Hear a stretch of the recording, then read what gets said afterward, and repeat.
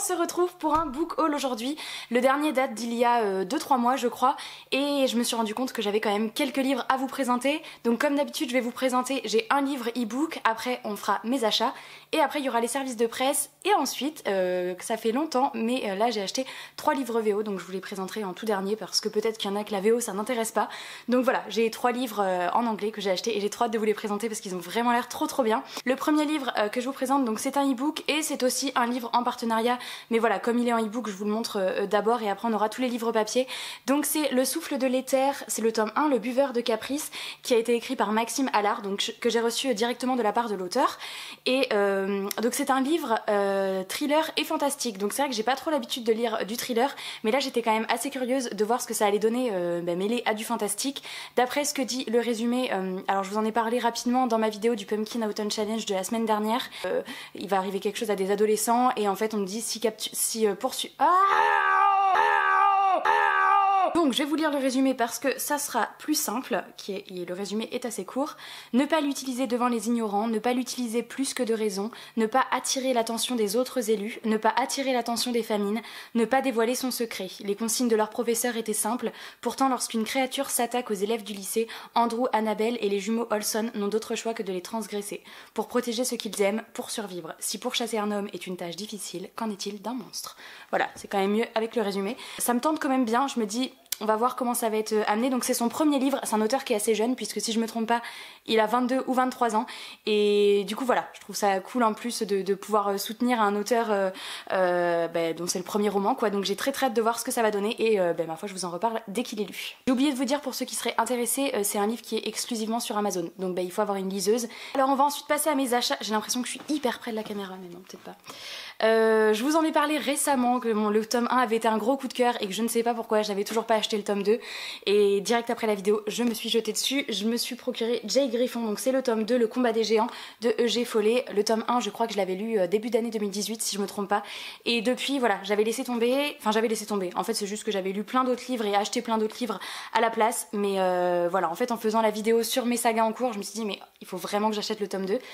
Et c'est ce que j'ai fait juste après, donc voilà, maintenant je l'ai dans ma pile à lire et je pense que je vais pas trop traîner à le lire parce que voilà, j'ai très hâte de savoir la suite. Je sais pas s'il y aura un tome 3, mais le tome 2 est sorti là cette année 2019, enfin au début de l'année, ou peut-être fin d'année 2018, je sais plus. Mais en tous les cas, je sais pas si un tome 3 est prévu. En tous les cas voilà, si vous connaissez pas cette saga, c'est un fantasy jeunesse et c'est vraiment trop bien, donc voilà, j'espère que j'aimerai autant ce tome 2 que le premier. On va passer très rapidement là-dessus parce que c'est pas le plus intéressant, mais voilà, j'avance d'un tome dans la saga, c'est la guerre des clans, donc là c'est le cycle 2, livre 2, j'avais lu le cycle 2, livre 1, j'étais arrêtée là, j'avais pas la suite. Je suis allée en librairie et en faisant un achat, j'ai rajouté ça à mon panier parce que je me suis dit un de plus, et puis voilà c'est cool, mais bon je vais pas m'étendre là-dessus parce que voilà, il y a 35 tomes dans cette saga, donc voilà, un de plus, mais c'est pas très intéressant quoi. J'ai ensuite trouvé, et là je suis trop contente et je vais bientôt le lire parce que j'ai trop hâte de savoir la suite, donc c'est Le gang des prodiges, le tome 2, Ennemi juré de Marissa Meyer. Vous le savez sans doute que Marissa Meyer fait partie de mes auteurs préférés maintenant avec Les Chroniques lunaires, qui est un peu ma saga chouchou, donc voilà, j'avais aussi beaucoup aimé Le gang des prodiges, le tome 1, et j'ai acheté ce tome 2 récemment, c'était dans l'été, donc voilà, je vais me le caler je pense dans cette période automnale, mais j'ai très hâte de découvrir la suite. C'est une histoire de super vilain et super héros où on va suivre un personnage qui est dans chaque clan et voilà, je vous en dis pas plus parce que c'est vraiment c'est à vous de le découvrir quoi. Donc voilà, j'avais beaucoup aimé les personnages, j'avais beaucoup aimé l'action qu'il y avait dedans, et puis c'est Marissa Meyer, donc voilà, j'ai très hâte de lire le tome 2. Je me suis procuré, on continue dans les suites de saga, Un palais de cendres et de ruines de Sarah J. Maas. Vous le savez aussi que les 2 premiers tomes ont été des gros coups de cœur pour moi, donc il était évident que j'allais acheter ce tome 3. En fait je pensais pas l'acheter si tôt parce que je m'étais dit, quand il était sorti en février ou en mars, non je crois que c'était le 14 février qu'il était sorti, je m'étais dit Louise tu l'achètes que quand tu es sûre de le lire prochainement parce que ma palle déborde, et je m'étais dit voilà, quand je l'achète je sais que ça fait partie de mes prochaines lectures, et puis du coup finalement j'ai laissé un petit peu traîner, et en fait quand j'ai su que le tome 4 sortait, alors si je dis pas de bêtises c'est novembre ou octobre, et je me suis dit qu'il fallait que je me case le 3 avant, donc voilà, je l'ai acheté et il fera partie de mes prochaines lectures. Je sais pas si j'aurai le temps de le lire avant que le tome 4 sorte, en tous les cas dès que le tome 4 sortira, je gérerai pour lire le 3 et le 4, mais c'est une saga que je veux pas faire traîner là non plus parce que j'adore. J'ai ensuite acheté Magic Charlie parce qu'en fait sur Instagram quand j'ai vu que tout le monde le recevait, déjà j'ai craqué pour la couverture et je sais pas, ça m'intriguait trop, il avait l'air trop bien donc du coup bah je me le suis acheté. J'achète très rarement des livres neufs mais en fait bah là il fait partie des livres que j'ai acheté neufs. Donc c'est Magic Charlie, donc c'est un tome 1 qui était publié chez Gallimard Jeunesse et c'est de Audrey Alouette. Et voilà, l'objet livre est pas dégueu on va dire, voilà avec un dragon ici. Et avec du vernis sélectif comme ça quand on fait ça, ça brille sur certaines parties. Voilà, c'est un jeunesse fantasy. J'ai lu le résumé au tout début, mais bon, j'ai vu que ça parlait de magie, que c'était un jeunesse, et puis j'aimais bien la couverture, donc bah, j'étais un peu faible et je l'ai acheté. J'ai ensuite acheté Iskari, Achat, tueuse de dragons, donc c'est le tome 1 de Kristen Ciccarelli, ou Tsika, ouais, je pense que c'est ça. Donc là c'est ce livre là que j'ai acheté en fait en librairie et où j'ai pris en même temps La Guerre des Clans parce que voilà il était juste à côté et pareil ça c'est un livre que j'ai vu énormément passer sur Instagram et quand tout le monde l'ouvrait c'est pareil, c'est chez Gallimard Jeunesse et du coup il me faisait trop envie. Alors au début je voulais pas l'acheter parce que je m'étais dit il y a quand même une tueuse de dragons et moi je veux pas du tout qu'on tue les dragons, mais en fait voilà je me doute qu'elle va pas être... Enfin, j'espère qu'elle est pas si bête que ça et qu'elle va vite se rendre compte qu'il faut pas les tuer les dragons. Et du coup voilà, je me suis dit allez, je me laisse tenter. L'objet livre est beau là aussi. Alors la couverture, j'aime pas du tout. Hein. Ça, j'aime pas le personnage de la nana, mais tout le dos et la quatrième de couverture avec les écailles de dragon, j'aime bien. Donc voilà. Puis ça parle de dragon, donc je me dis. Et puis j'ai vu des très bons avis. Donc celui-ci me faisait super envie. Et du coup j'ai craqué. Alors on passe ensuite à 2 livres d'occasion que j'ai achetés. En fait j'ai été à Paris un week-end et j'ai vu d'ailleurs Jeanne, si tu passes par là, et on a été dans un petit truc de livres d'occasion chez Boulinier et j'ai trouvé 2 livres, enfin j'en ai trouvé un et Tristan en a trouvé un autre. Donc j'ai pris Cauchemar de Jason Segel et Kirsten Miller et publié chez Bayard. Alors déjà c'est la couverture qui m'a attirée au départ et puis après j'ai lu le résumé, j'ai vu que ça parlait d'un petit garçon qui vivait donc dans un vieux manoir et en fait dans ses cauchemars, enfin il fait souvent les mêmes cauchemars et en fait on sait pas trop si c'est vraiment réel ou enfin si c'est vraiment des cauchemars ou si c'est un petit peu réel, s'il y a un monde parallèle et tout ça. Et après il y a une sorcière qui va enlever son petit frère, bref une histoire de magie, de sorcière, cauchemar, rêve. Ça m'a bien inspiré donc du coup je l'ai pris et puis c'était vraiment pas cher comme c'était de l'occasion. Il est pas en super bon état mais bon je me dis ça passait. Tristan a trouvé Marquer les ombres, ça faisait un petit moment qu'il l'avait... En fait il le voyait plusieurs fois à chaque fois et c'était à chaque fois un peu cher, finalement il le prenait pas ou il prenait autre chose et là c'était vraiment pas cher. Donc du coup voilà c'est de Véronica Ross, donc l'auteure de Divergente. Moi je n'ai pas du tout lu le résumé de ce livre, je sais pas du tout de quoi ça parle. On le voyait passer un petit peu sur les réseaux sociaux il y a un petit moment, mais maintenant bon c'est vrai qu'il je sais plus en quelle année il est sorti ce tome, il y a quelques années, il y a pas si longtemps que ça, mais je crois que du coup maintenant il y a un deuxième qui est sorti. Le deuxième je crois est sorti l'année dernière. Alors 2017 ouais celui-là, donc le deuxième je crois que c'était l'année dernière. Je sais pas si c'est une duologie, une trilogie, je pense qu'il y en aura un troisième. Maintenant on passe au service de presse, donc il y en a 1, 2, 3, 4, 5. Donc il y a d'abord 5 Feet Apart de Rachel Lippincott avec Mickey Dautry et Tobias Laconis. Ok. Et du coup, publié chez Albin Michel, donc que j'ai reçu de leur part. Alors j'avais pas cette jaquette à la base, mais en fait je trouve tellement celle-là beaucoup plus belle. Vous savez, c'était la jaquette qui était mise par-dessus, qui était les visages des personnages du film. Et moi j'aime beaucoup moins quand c'est les personnages de film. Donc je préférais largement celle-ci, qui représente du coup des poumons fleuris, puisque cette histoire est une romance entre deux adolescents qui sont à l'hôpital et qui ont la mucoviscidose. Il est lu, donc je vous en reparlerai prochainement, mais je peux juste vous dire que c'était très chouette. On va passer rapidement sur celui-ci puisque je vous en ai déjà parlé en point lecture, mais j'avais pas fait de book haul. J'avais reçu Le Roi Lion de chez Hachette, mais voilà, je vais pas m'éterniser plus que ça puisque vous l'avez déjà vu passer en update, donc il n'y a pas trop d'intérêt. Mais ensuite j'avais reçu Les Faucons de Ravera, celui-ci je vous en ai parlé il y a pas si longtemps, enfin c'était pas dans un update lecture, donc vous attendez toujours mon avis sur ce livre, mais je sais plus pourquoi je vous en avais parlé dans un... Ah ben dans mes sagas en cours, voilà, je vous avais dit que j'avais lu le tome 1 et que du coup il y avait le tome 2 qui sortait en septembre. Donc celui-ci, bah voilà, il apparaîtra dans mon prochain update lecture. Je vous avais dit que c'était un coup de cœur, je ne vous en dis pas plus, vous en entendrez parler bientôt. Et j'ai eu la bonne surprise de recevoir hier dans ma boîte aux lettres. Tadam! J'étais trop contente parce que là pour le coup je m'y attendais pas. Le tome 1, voilà, les éditions Brajlon m'avaient demandé lequel vous intéresserait et j'avais choisi celui-là. Et du coup j'ai reçu le tome 2 dans ma boîte aux lettres sans avoir rien demandé et comme j'avais eu un gros coup de cœur pour le 1, j'étais super contente. Donc le tome 2, L'héritière rebelle. Donc en fait c'est dans la nouvelle collection chez Brajlon, c'est la nouvelle collection Big Bang, Mélissa Caruso.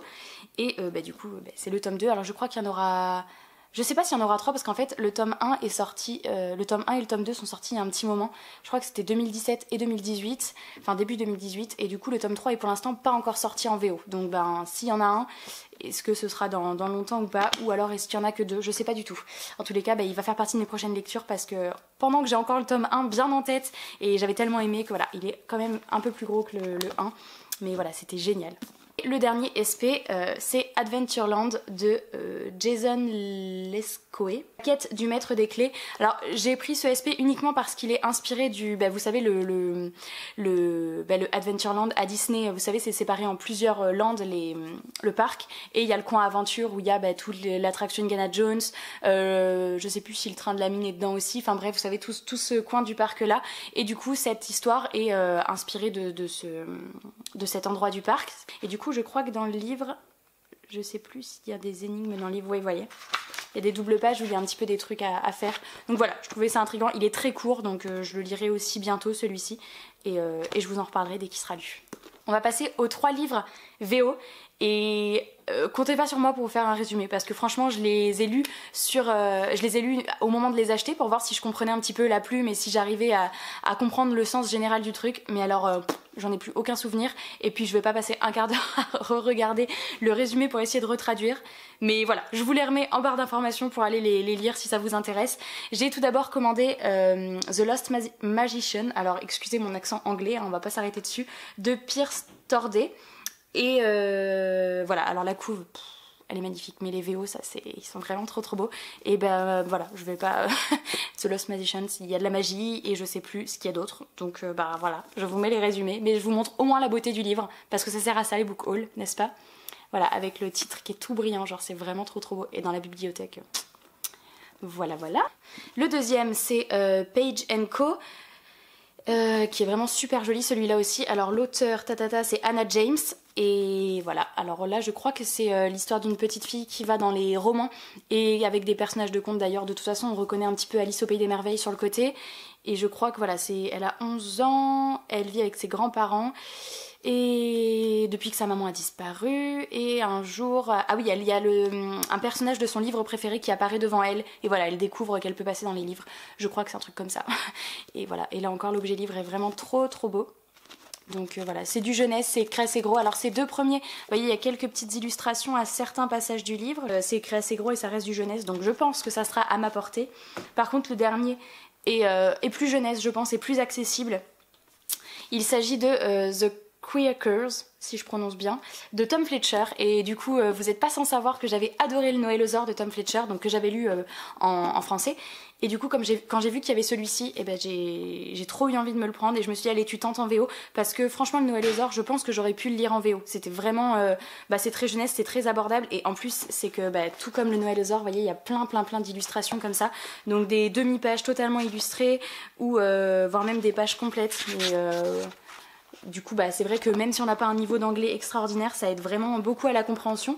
Et voilà, donc l'objet livre est trop beau là aussi. Le dos est tout doré comme le Noëlosaure. La couverture est trop belle. Tac. Et le dos. Et voilà, je pense que celui-ci ça sera le premier des 3 VO que je lirai, parce que je pense vraiment que c'est le plus accessible des 3. En fait je viens de penser que à part les romans, en fait je m'étais acheté 2 BD ce mois-ci, et que j'avais un unboxing à vous présenter, puisque j'ai été chercher 2 paquets en point relais. Alors moi je sais ce que c'est, mais je vais les ouvrir avec vous parce que c'est plus sympa. Mais avant je vais vous montrer les 2 BD que j'ai acheté ce mois-ci.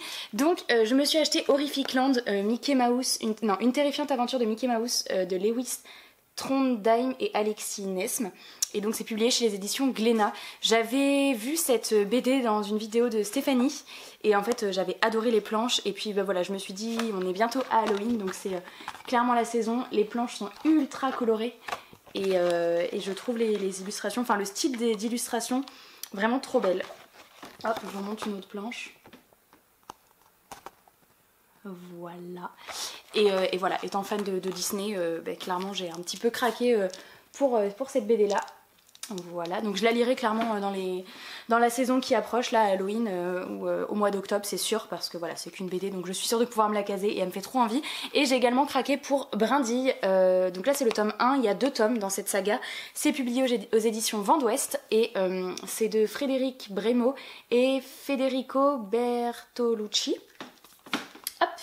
Et celle-ci, alors je sais plus où je l'avais vue en fait, je crois que c'était en me baladant, je l'avais vue une première fois en librairie, alors est-ce que je l'avais vue en vidéo aussi, c'est possible, je sais plus.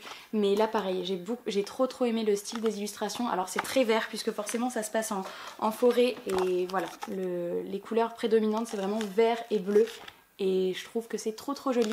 Et là on va suivre une petite fée si je me trompe pas, ou alors je sais pas si c'est une fée, mais en tous les cas elle se réveille en forêt et après je n'en sais pas plus puisqu'il n'y a pas de résumé, donc de toute façon voilà, c'était les deux BD que j'avais reçus. Et du coup on va ouvrir les deux paquets que j'ai reçus. Alors là il y a encore une autre BD, vous allez voir, et là il y a deux romans. Je vais commencer par la BD comme on est dans les BD, mais j'y arrive pas. Oui, elle est trop belle, trop cool. Bon en plus ça va clairement dans le thème de ce que je viens de vous montrer. Voilà, j'ai décidé de les prendre tous je crois. Alors j'ai pris Mickey à travers les siècles de Petrossi et Dabbs. Et donc c'est encore Disney et c'est toujours édité chez Glénat. Alors celui-ci je l'avais vu en me baladant dans un Leclerc culturel avec Tristan et j'avais trop craqué. Parce que déjà c'est encore Mickey et comme... c'est quoi ça? Ah oui d'accord. Et comme le dit le truc, à travers les siècles. Alors donc j'imagine qu'il va y avoir une histoire de voyage dans le temps et compagnie. Et voilà, j'aime encore trop les graphismes. Hop. Voilà, et le derrière. Donc voilà, c'est la deuxième de cette collection et je compte aussi me prendre, c'est quoi, c'est Et l'océan perdu, je sais plus, il y en a une autre dans ce style-là. Je vous mettrai la couverture ici que je veux m'acheter de toute façon parce que je les trouve vraiment trop belles ces BD. Et voilà, même si j'ai pas encore lu l'histoire, je pense que je vais m'acheter la troisième. Je sais pas s'il y en a encore d'autres de la collection, mais je regarderai. À la fois je sais pas si elles font partie de la même collection, mais en tous les cas les graphismes se ressemblent un petit peu. Attends, est-ce que c'est les mêmes Et on va ouvrir du coup le deuxième. Donc là deux livres d'occasion. Comme d'habitude tous mes livres d'occasion je les achète sur des boutiques Price Minister. Donc jamais les mêmes boutiques, hein, ça dépend. Je tape le nom d'un livre et je prends en fonction du prix et de l'état du livre qui est indiqué. Alors le premier livre que je sors. Ah oui. Donc à la base j'ai fait la commande pour un certain livre et en fait dans la boutique j'ai vu ce livre là que j'avais déjà entendu encore une fois sur la chaîne de Stéphanie. Elle en avait parlé, j'avais trop aimé la couverture puisque encore c'est une histoire où il y a des souris ou des rats, bref, et un chat et je crois qu'elle avait bien aimé. Et en plus il y a des illustrations je crois à l'intérieur, ouais. Hop. Donc je vous ai même pas dit le titre, c'est La guerre des Mues de Lisa Fedler, l'Empire d'Atlantia et c'est publié chez Flammarion. J'ai un petit peu craqué quand je l'ai vu dans la boutique, mais à la base la commande c'était pour ce livre là. Alors en fait dès qu'il est sorti il me faisait énormément envie et puis j'ai entendu les premiers avis qui n'étaient pas forcément positifs mais je m'en fiche, j'avais quand même envie de le lire.